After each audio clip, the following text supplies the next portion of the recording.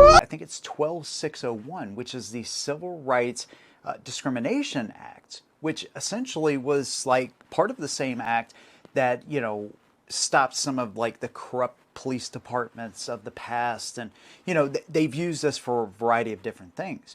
Well, the Trump administration is like, well, we can use that because they have a pattern of discrimination against gun owners. So they're taking civil rights lawsuits and saying, just like if any county or department was to restrict the civil rights of our citizens, we would sue that department, and you are essentially stopping people from exercising one of the most fundamental rights that we have, and they're not standing idly by and just waiting for people to do it. Now, here's the pattern. I found this very interesting because this is actually at a Los Angeles County. Between January of 2024 and March 2025, LA County had 3,982 applicants for their concealed carry permits. Guess how many were approved? Leave your guess down below really quick before I actually give you the answer, because you may be astonished.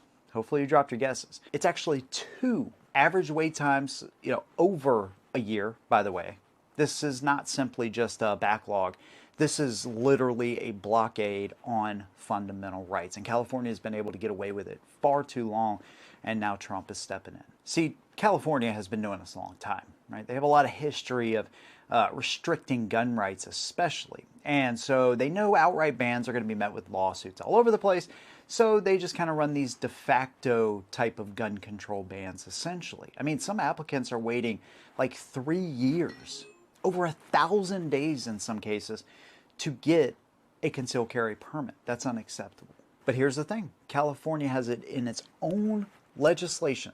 They have penal codes for what they consider to be a reasonable amount of time for somebody to wait. And I think these are way too long, but this is what it says.